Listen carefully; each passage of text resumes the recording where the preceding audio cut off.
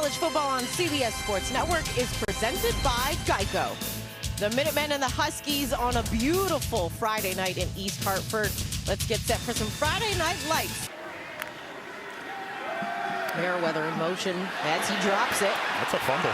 And Jackson Mitchell is there to clean it up on the fumble as he's going downfield. And it's going to be Olsen that has to take him down. How about this defense? We talked about him in the open, but Jackson Mitchell is coming up big early on. This is just a terrible, terrible play. As you can see, the ball has got to stay, well, it looks like it's got to stay behind Olsen. I mean, sorry, if the receiver has to be in front of Olsen. If he isn't in front of Olsen, then it's considered a fumble.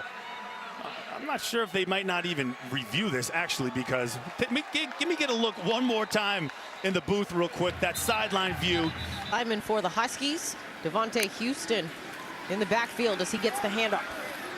Getting through the defense. He's on the move. He's only got one to beat. He's at the 40, the 30, the 20, the 10, into the end zone. Talk about a quick comeback and a goldfish memory. 10 seconds.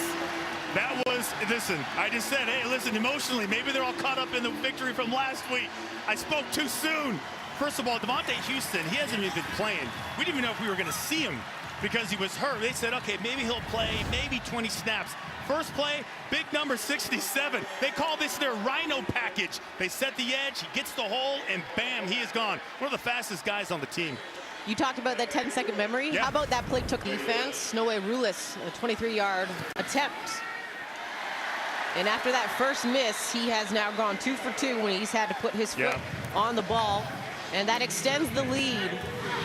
A defensive side of the ball. And it's the mutual admiration and respect that these two coaches have for one another. Turner airs it out. And a great catch by Justin Jolie. You were wondering when they were going to use him again with that jump shot type of. Yep. And it's up. And good, so add 3 more to UConn.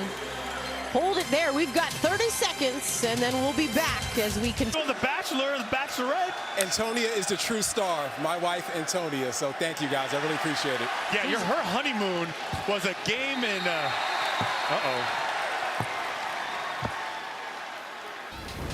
On the defense.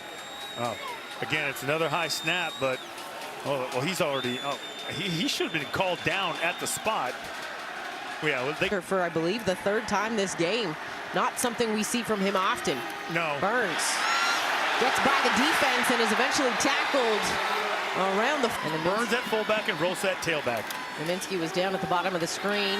They go to Rosa. He's trying to push through. He gets some help from the big guys. And it looks like he's in the end zone for the Huskies.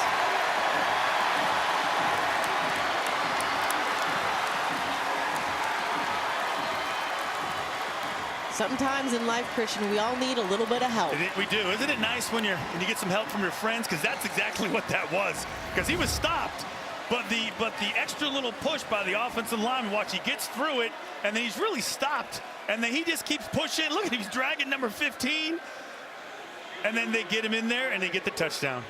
Yeah, we talked his numbers on the evening. 1st and 10. They go to Rosa again. He seems to be the intended target a lot right now on the move. As he's at the 10, trying to get inside the 10, and he's eventually pushed out of bounds. And it was number 21, Ray Powell, who eventually got him out of bounds. But if he wasn't there, it'd have been end zone for him. Yeah, and you know, for a little guy, he's got a great little jump cut right here as you see it. Gets to the outside, and watch him finish this play off with, look at that. He's only 5'11". A same play because it's still 1st and goal. Rosa gets through the defense, and he is into the end zone. Touchdown, Huskies. Don't dance, he says. We can get another flag. That was a good hard run. Good physical run.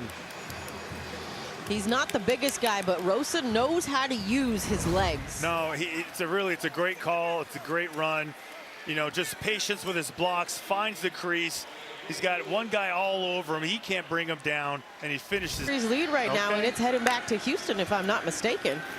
They've got 2 on the road in Philly.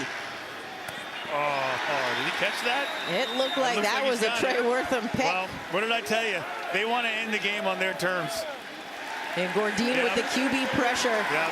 You like the duo of Gordine and Wortham. Gordine with the pressure, and Wortham coming in to snatch that pass from Brady Olson. This has been a tough second half. You know, he's just trying to throw it out of bounds, but he leaves it short. Wortham obviously takes advantage of the poor throw. Take a knee.